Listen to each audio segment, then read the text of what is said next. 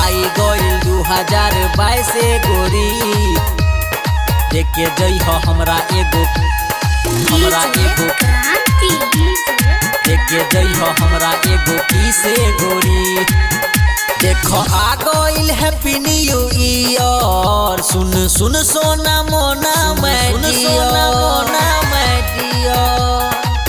ये सोना देखो आ गइल हैप्पी न्यू ईयर सुन सुन सोना मोना डियर। रखले बानी हम गिफ्ट तोहरा लो बकिट रखले बानी हम गिफ्ट तोहरा लो बकिट करी है ना मौका मिस ए गोरी। आई गइल 2022 गोरी देखे जई हो हमरा एगो किसे गोरी। आई गइल 2022 गोरी देखे जई हो हमरा एगो किसे गोरी अखन अपने सब सुन रहल छी धर्मेंद्र सक्सेना को देखे जई हो हमरा एगो किसे गोरी। नया साल के हम फायदा उठाइब होठवा से होठवा हम खूबे सटाइब सब केहू के जैसे हम मनाइब पिज्जा बर्गर रानी तोहके खियाइब सबसे ऊपर रखब। नया साल के हम फायदा उठाइब होठवा से होठवा हम खूबे सटाइब सब केहू के जैसे हम मनाइब पिज्जा बर्गर रानी तोहके खियाइब। लगा के होठवा में लाली और कनावा में बाली लगा के होठवा में लाली और कनावा में बाली पेन्ही अइह जींस टॉप ए गोरी।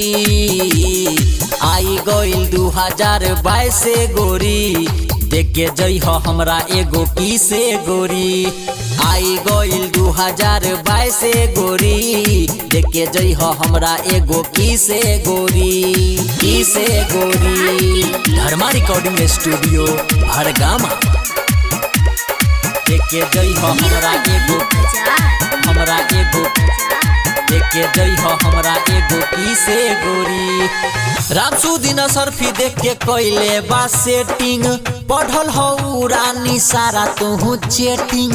धर्मेंद्र सक्सेना के दिल ना दुखई हो वादा कइल जानी बतिया भूलई हो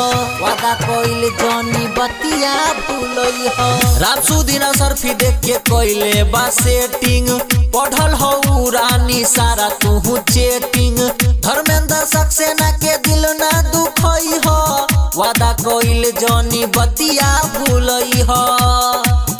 मिलल बारे देख मौका तनी मारे दोनों चौका मिलल बारे देख मौका तनी मारे दोनों चौका ना तो बढ़ जाई हमके खिस ए गोरी। आई गइल 2022 गोरी देखे जई हो हमरा एगो किसे गोरी।